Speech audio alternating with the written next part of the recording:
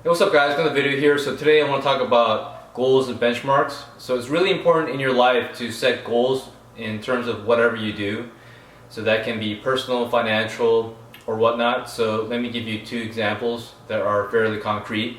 So let's first talk about the end goal retirement. So let's say your end goal for your retirement is a $2 million net figure. So that's after taxes and whatnot and expenses.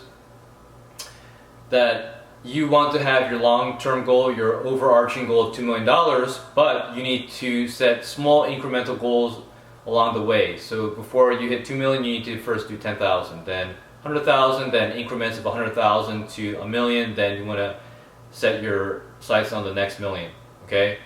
So as long as you devise a plan, every month you should be setting aside money for investment, so that will grow over time. So over the years, it'll grow to a large amount when it started off as a small amount. Again, I used the figure of $1,000 over 8% over 40 years is going to return 20 times value. So you really want to implement the time value of money when you are trying to set these large goals. Okay, so it is actually an inevitability for you to hit $2 million. It's just a matter of time and the amount of income and assets you can set aside during that time period. Okay, so you will hit it. It's just a matter of staying consistent and not losing the source of income where you can use this money to set aside to grow this figure and to eventually reach your end goal figure. Okay, so if you just set a goal, let's say, oh, I just want to hit 2 million net, then it's going to be very daunting and you'll be flustered by it. So you'll be thinking, oh, how do I hit this in one shot, which for most people is not possible. Okay, so if you set these incremental goals, it's going to keep you motivated, and it'll also encourage you because you hit these allotments of money. Okay, so after you hit your first 10,000, okay, then my next goal is 100,000. Okay, and once you hit that, again, you will keep stepping and increasing toward your end goal figure. So that'll be very encouraging. So you have a long-term goal in mind of your end goal figure, which in this example is $2 million, and then along the way, let's say per year, hey, I want to set aside 20,000, 40,000, 50,000, whatever you can afford to set aside. And you have to keep in mind, because of the time value of money, this money that you are setting aside isn't actually the face value that you're putting away. So it'll grow to an amount that's much greater than what you put in initially. But again, that will take time, okay, unless you get lucky with your investments or whatnot. But if you're a traditional investor where you're doing low-cost index funds, then it'll just grow very steadily. But again, if you have extra money aside, you can put it in riskier assets, where if you're not so a risk-averse person, then you can try to grow your money in a faster way. But it is an inevitability if you have steady income that's ideally growing, so you get your growing income through raises, or if you have other business ventures.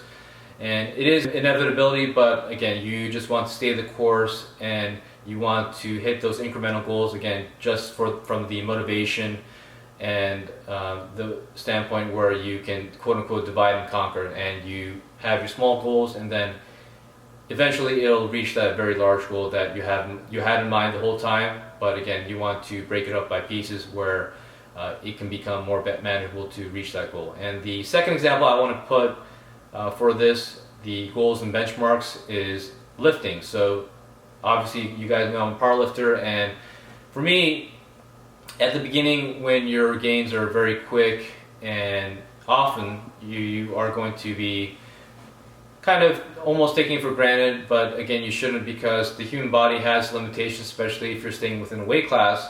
So for me now at this point, I'm just trying to go for 2.5 kilo PRs, again, which are tiny, actually the tiniest fractional benchmarks I can set for my ultimate goal. But again, I did reach my ultimate goal for squat 600 pounds, again 600/606.